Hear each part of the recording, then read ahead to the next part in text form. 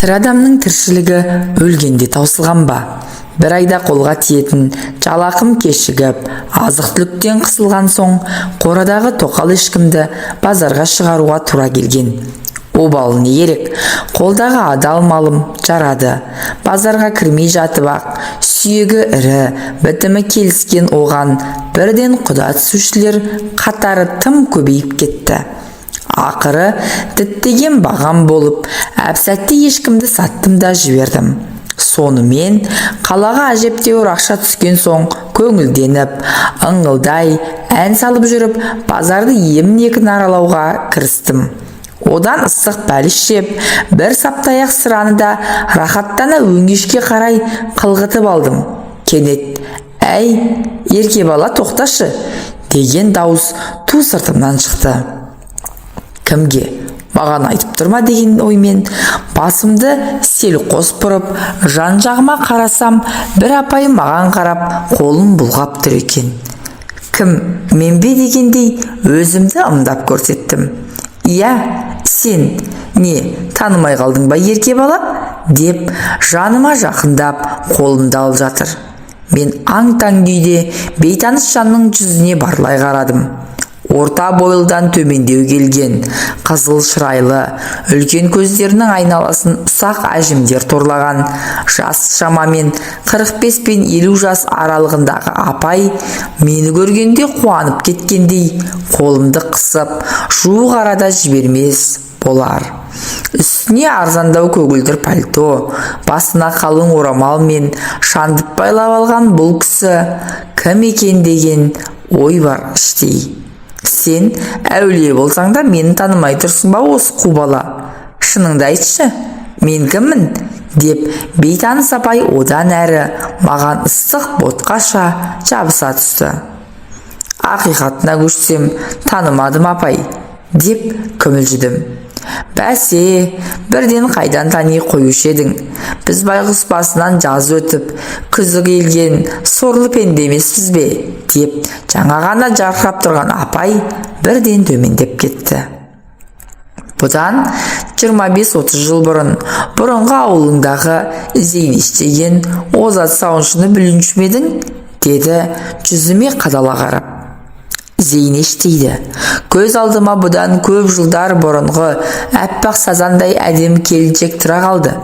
Әсіресе адамды баурап алар сыңғырлаған әсем күлкісі құлағымда әлі жаңғырып тұрғандай. Кезінде үстіне ақ халат киіп, қолына шелегін ұстап, күлімсіреп түскен суретін аудандық газеттен талай көргенде болатынбыз. Ол кезде Зейнештің тек фирманың ғана емес, бүкіл ауылдың көркі болғанын қалай жасыра аларсың? Сіз Зейнеш апайсыз ба? Дедім, сасқанымнан тұтыңқырағандай үн шығарып. Шынымды айтсам, бұрынғы Зейнешті қазір қалай болса солай киінген кісімен онша айырбастағым келмей тұрғаны анық еді. Әй, қайран зымыраған уақыт-ай, ақыры дегеніңе жеткен екенсің-ау. Сен таңдасаң да, таңданбасаң да, сол баяғы Зейнеш сұлу жеңгең мен боламын. Бұл жалған дүниеде бәрі де өзгереді екен. Бұрындары жас кезімде қартайған, қаусаған кемпірлерге неге осыншалық қартайып кеткен деп мүсіркей қараушы едік. Міне, ол жарықтықтардың да артынан біз де келеміз. Уақыт шіркін, бәріне де емші екен ғой. Бір кездері жас жоқтай әп-сәтте талдырмаш бала едің. Енді қозғарын шығарып, шаштарын сиреп, сен де біраз жасқа келіп қалыпсың қайным. Өзгермеген тек көздерің ғана екен. Мен сені шынын айтқанда көзіңнен ғана таныдым. Зейнеш апай, асығыс болмасаңыз, мына асханаға кіріп тамақтанайық. Асықпай әңгімелесейік. Біз кездеспегелі қай заман, қай жерде тұрып жатырсыз? Деп сұрақтарды бастырмалата жөнелдім. Жүр, кірсек кірейік. Жақсы көретін қайным шақырып тұрса, қалай отказ берейін? Ауылға 1 сағаттан соң көлік болады. Оған дейін біраз уақытым бар. Бүгінде сол Жуалы ауданында тұрып жатырмын қайным. Базар ішіндегі асханада адамдар аздау екен. Даяршы жігітке 2 лағман мен 1 шайнек шайға тапсырыс бердім. Тентек суға қалай қарайсыз, жеңеше? Дедім. Одан әрі еріксіз қылмыс жасайтын адамша қипақтап түсіп. Оған кетер емеспін қайным. Сен шын ниетіңмен алам десең, ала бер. Кейде бұл бәлені түбін түсіре ішіп тастайтын да әдетім бар, деп Зейнеш жеңгей сылқ-сылқ күліп алды. Апырай, өзі қанша өзгерсе де, сыңғырлаған әдемі күлкісі сол күйінде сақталып қалыпты. Баяғы өзіме сондай таныс күлкі құлағыма майдай жағып барады. Бірақ қазір көп ішіп те жүрген жоқпын. Екеумізге 2 стақан алсаң жетеді, деді жөткірініп алып. Даяршы уақыт өткізбей біз тапсырыс берген тағамдардың бәрін алдымызға алып келіп қойды. Үйде келін бала бар шығар, қанша балаң бар, өзің не істейсің, деп Зейнеш жеңешем алдындағы лағманнан бір ұрттап қойып, маған сұраулы жүзбен қарады. Құдайдың берген 4-5 қара домалағы бар жеңеше. Келініңіз мектепте мұғалім болып істейді. Ал өзім ауылдағы әкімшіліктің есепшісімін. Әйтеуір біреуден ілгері, біреуден кейін деген ел қатарлы жүріп жатырмыз ғой. Ал жеңеше, мына ақаңды көп мөлдей бермей, алып тастайық, деп қаз қатар тұрған 2 стаканның бірін алдыма жақындатып қойдым. Не үшін ішеміз қайным? Деп Зейнеш жеңешем маған күлімсірей қарады. Не үшін қалай?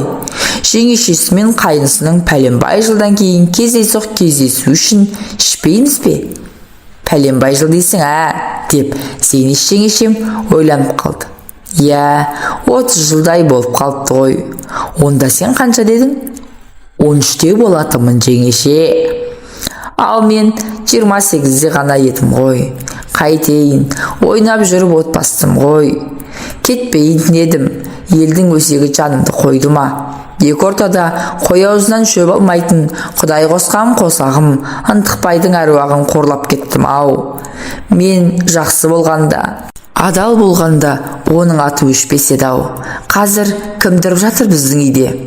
Білмеймін, Қарақалпақстаннан келген оралмандар тұрып жатыр ау шамасы. Ауылды еске алсам, ет бауырым езіліп кетеді, деп ол кісінің даусы дірілдеп, көз жасы мөлтілдеп шыға келді. Қайтейін, бәріне өзім кінәлімін. Атың өшкір Тайлақбаймен байланысып нем бар еді. Оның көкбетті олай елі, шашымды жұлып, жерге аунатып, бетімді тырнаса да, жеңіл жүрісімді тие алмадым емес пе? Ақыры не болды? Ел жұртқа, ағайынға таза масқара болып, бір күнде үдере көшіп кеттім. Ал Тайлақбай тірме өзі? Деді Зейнеш жеңешем бет жүзін жайлап кеткен көз жасын қолының сыртымен сүртіп жатып. Тірі, бірақ қол аяғы жансызданып сал болып қалған. Әйелі күн бермеген соң Жыңғылсайдағы әпке салып кеткен. Қазір Жыңғылсайда шығар. Ал әйелі қайда? Әйелі қайда болушы еді? Үйінде бақуат тұрады. 2 күйеу баласын қыздарымен қоса малына салып қойған. Ашуы келсе, күйеу балаларында аямай сабайды деп айтып жүр ғой жұрт. Құрысын, атын естісем жүрегім зырқ ете қалады. Шашымды бір уыс қылып жұлып, бетімді аяусыз тырнаған жауыздығын өле-өлгенше ұмыта алмаспын.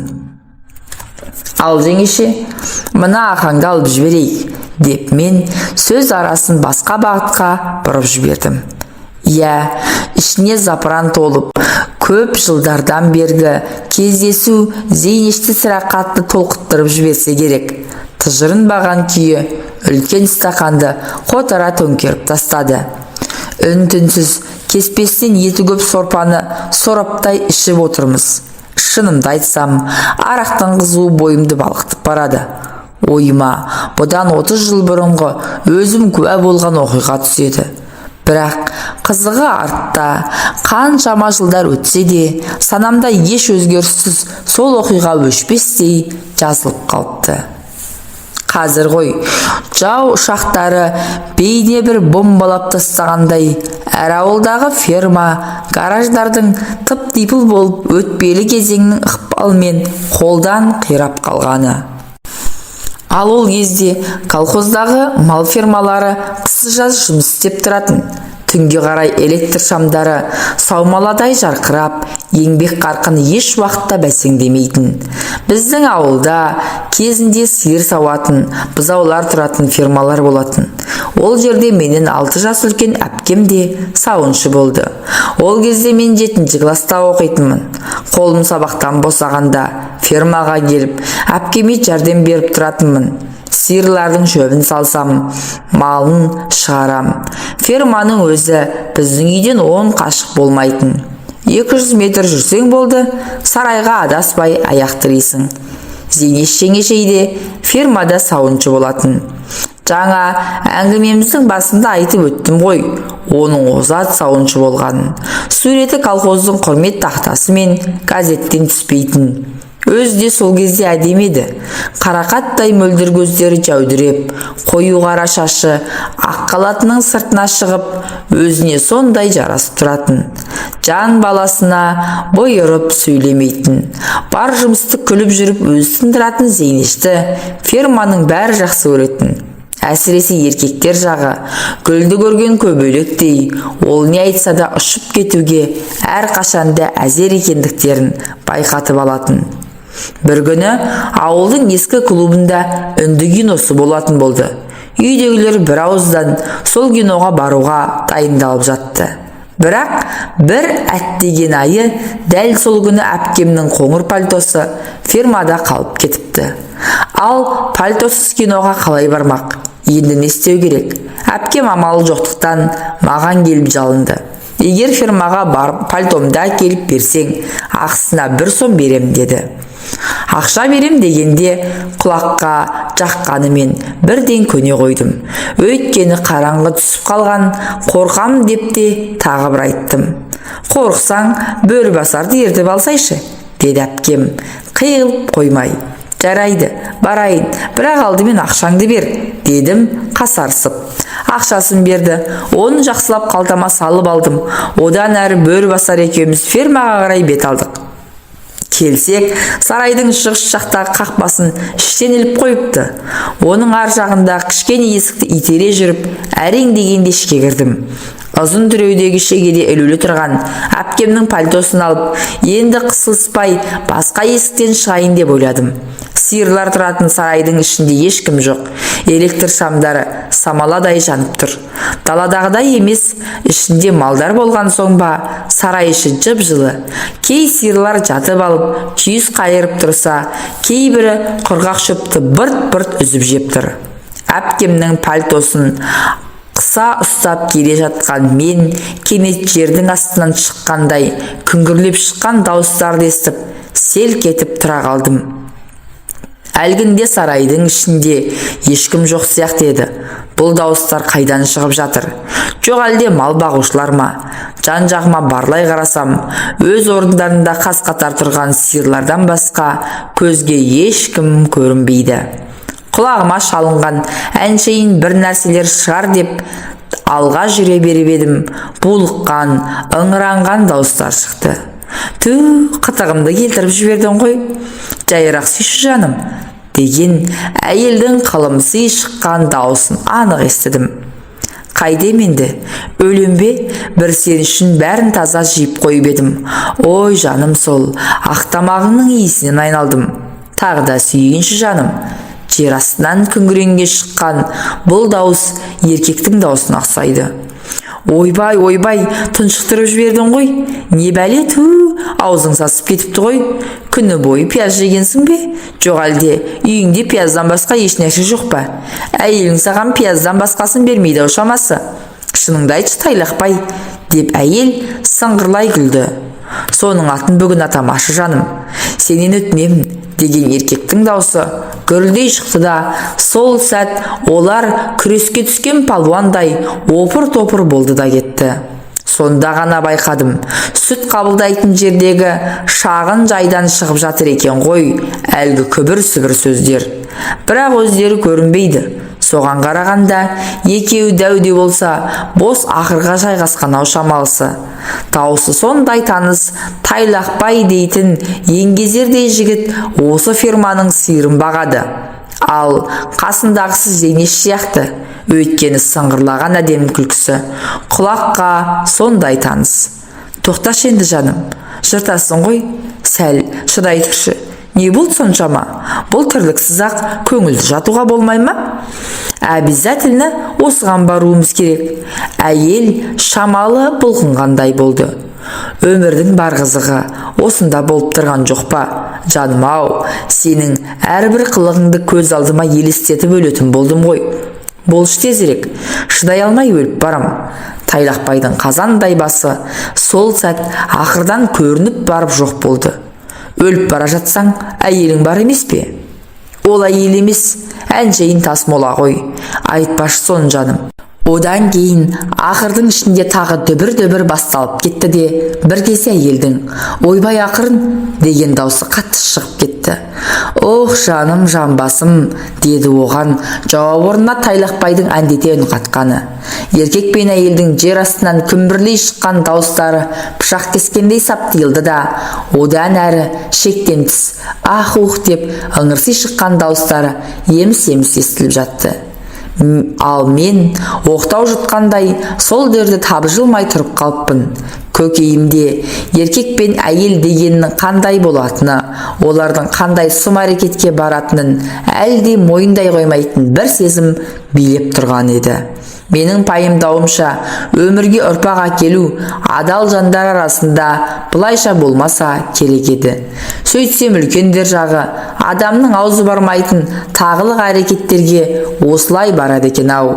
Сол кезде 13 жастағы періштедей тұнық менің балғын жүрегімде үлкендерге деген жиренішім бүршіксіз сезім жарып тұрды. Мұндай сұмдықты бұрын көрмеген мен әлгі қарғыс атқан жерден тезірек сытылып шығып кетпек болғам. Қас қағымда аяғым малақ сыртынан кетпенді қағып кетіп, ол шелекке соқтығысып, бір сәтте сарайшы азан-қазан болды. Шалбарының ауын асығыс түймелеп жүгіріп келген Тайлақбай мені көріп состиып тұрып қалды. Сасқанынан, неғып жүрсің мұнда інішегім-ау, деп жорта ақырын түкіріне берді. Әпкемнің пальтосы осында қалып кеткен, соны алуға келдім, дедім, жай барақат өзімше еш нәрсе білмеген болып. Әй Тайлақбай, ол кім екен? Деп үсті басын түзеткен болып, Зейнешке жанымызда келді. Қызыл шырайлы, жүзі ерекше құлпырып кеткен оның тамағының 3-4 жерінде қып-қызыл белгі қанталап білініп қалыпты. Қосанары бұлтиып тұратын көйлегінің алдыңғы түймелерінің орны ауысып кеткен. Бірақ оған қарайтын Зейнеш пе? Келіп, менің басымнан сипалай бастады. Кім екен десем, өзімнің кішкене қайным екен ғой. Әпкеңнің пальтосын алуға келдің бе? Өй айналайын сол, деп барынша сыңғырлай күліп, болған оқиғаны білдірмеуге тырысты. Сасқан үйрек артымен сүңгиді дегендей, Тайлақбай қалтасынан ұзақ қармаланып, бүтін 3 сомды алып шықты. Мә, мынаған кәмпит алып же. Бірақ бүгінгі көргеніңді ешкімге айтушы болма. Біле білсең, сен де еркексің, мен де еркекпін. Ал нағыз еркектер бірін-бірі ешқашанда сатпайды. Кейін үлкен болғанда бәрін өзің түсінесің. Келістік пе? Келістік, дедім мен. Менен қорықпай-ақ қойыңыздар. Ешкімге айтпаймын. Бірақ мына ақшаларыңызды алмаймын. Маған керек емес. Жоқ, оның болмайды, деп Тайлақбай 3 сомды енің қалтама өз қолымен тықпалады. Сен қай класста оқисың? 7-ші. Онда кітап дәптер сатып аласың. Болмасақ киноға барасың. Жігітке ақша қанша керек болады? Ол үнемі керек. Мүмкін қыздарға подарок аларсың. Әзірге осыған қанағат ете тұр. Кейін айлық алғанда Зейнеш апайың да саған бір сыйлығын жасар. Неге жасамайым? Жасайын. Әдемі көйлек сатып алып беремін. Мұндай әдемі қайныма, деп Зейнеш сөзінің аяғын өзінің сыңғыр күлкісімен бітірді. Сонымен қойшы, олар мені сол түні барынша ырза етіп шығарып салды.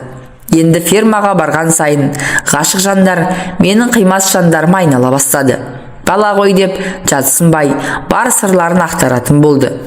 Сөйтсем, олар бұрыннан бірін-бірі ұнатады екен. Оның үстіне сүймей қосылған Тайлақбайдың әйелінің күйеуіне деген мейірімі мүлде жоқ көрінеді. Өз әйелінен алмаған жылы шуақты Тайлақбай көкем Зейнеш жеңгемнен тауып жүр екен. Сұлу келіншек басында Тайлақбайды маңына жолатпапты. Бірақ уақыт өте келе өзін құлай сүйген ер азаматтың жан сырын, іңкәрлігін байқайды. Осылайша екі ұдайы сезімде жүрген кезде Зейнештің науқас күйеуі дүниеден өтеді. Сонымен өмірден талай соққы көріп жүрген сырлас, әрі мұңдас, қос мұңлық бір-біріне иек артады. Кездескен қиындықтарды бірге бөлісуге ұмтылады. Олардың бақыттарына орай бір-біріне деген ыстық ықыластарының дәнекері болып, мен қосылдым арасына. Қос ғашық енді көпшіліктен жасыратын сырларын мен арқылы жеткізгенді шығарды. Екеуінің сағынышты хаттарын, сәлемдемелерін мен тасып жүрдім. Обалы не керек? Мен елеусіз еңбегім ескертусіз қалып жатпайтынын білдім. Қалтам ақшаға толып жүрді. Кейінірек екеуінің махаббатының ыстық отына шарпылып жатқандарының үстінен Тайлақбайдың әйелі пістегіл түсіп қалмай ма? Бұрқ еткізіп, қызғаншақтың қызыл иті басына бірақ шыққан пістегіл қолына түскен күрекпен күйеуінің желкесінен бірақ ұрған. Оны естен тандыра домалатып күндесіне ұмтылғанда кімге жан беру оңай дейсіз. Зейнеш ышқырына орнынан тұрып ұстатпай кетеді. Одан арғысы тура кинодағыдай болады. Зейнеш жеңгей бір түнде өз төркіні Жуалыға көшіп кетеді. Ал әйелінен оңбай таяқ жеген Тайлақбайдың одан кейінгі тағдырын адам баласының басына бере көрмесін. Бұрыннан ит пен мысықтай болған олардың тірліктері одан кейін мүлде қабыспай кетеді. Күрекпен ұрып, желкесін шығарғаны аздай, пістегіл 4 інісін ертіп келіп, күйеуін өлімшетіп сабатқызады. Осы соққының әсерінен Тайлақбай ақсап қалып, кейін мүлде жүре алмай, сал болып қалады. Тамақты бірде беріп, бірде бермей, пістегіл есіл азаматты әбден қинайды. Ақыры жыңғылсайда тұратын әпкесі өз бауырын қолын алып, өзімен бірге алып кетеді. Міне, содан бері біраз жылдар өтті. Пістегілдің күйеуінің артынан іздеп бармағанына. Жуалы жақта сауыншы болдым, дейді менің ойынды көп дөп басқандай Зейнеш жеңгем. Бірақ ол жерде дәл ауылдағыдай құрметке жете алмадым. Оның үстіне өз төркініңде бәрі алақандағыдай көрініп тұрады. Сәл көзге түссең болды, өсекке қаласың. Бағымды сынап, 2 рет тұрмысқа шығып едім, жолым болмады. Сосын болмаған соң қайтыс болып кеткен анамның отын өшірмейін деп қара шаңырақта тұрмыс жатырмын. Бір өзім тұрғанша ермек болсын деп Вановкада тұратын үлкен әпкемнің қызын асырап алғанмын. Шамамның келгенше ол қызды оқыттым, шоқыттым. Бірақ жұмыс істеуге мұрша бермей, Ақбиіктің жігіттері алып қашып кетті. Ертең Құдай қаласа соның тойы. Құдалығымен қоса шақырыпты. Соған анау-мынауды қарыштап жүрмін. Сені базарда кездестіріп, жастық шағым көшіп кеткендей қуанып отырғаным осы еді қарағым. Міне, бір кездегі сұлу жеңешеңнің өмір тарихы осылай қайным. Сіздің әңгімеңізден кейін әлгішкен арағымыз бойымызға жұқта болмай қалды ғой. Тағы бір қайталап жіберсек қайтеді жеңеше, дедім мен де ауыр ойдың қыспағынан қалай құтыларымды білмей. Қайталасақ, қайталайықшы. Тіпті айғыр стаканға тапсырыс берсең де болады. Енді маған бәрібір. Бүгін ішпегенде қашан ішеміз. Жуалыға жеткенше тарап кетеді. Ақыры болары болды ғой. Мен даяршыға тапсырыс бергенше, тыстан қалың киінген 2 келіншек біз отырған асханаға кіріп келді. Түу әпкей, қайда жүрсіз? Сізді іздемеген жеріміз қалмады ғой. Болыңыз тезірек, газель келіп қалды. Жүктерді ішке тиеуіміз керек. Қазір сәл күте тұрыңыздар. Мына ағайыным жолығып қалып, енім-ай, әкелсеңші тезірек жаңағыңды.